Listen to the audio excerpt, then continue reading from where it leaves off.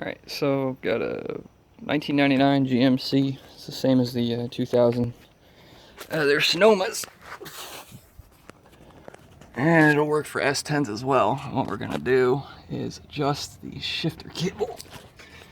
Because mine is now deciding that it won't come out of park.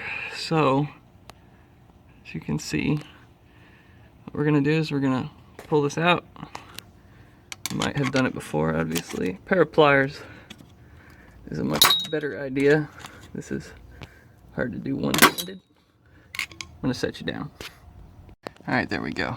It only comes out about that far, and then we're gonna grab here, or you can grab back here, and as you can see, the whole thing will move. So we actually had it sitting right there originally, and we need to tighten it up a bit. So we're gonna pull it back and give that a test.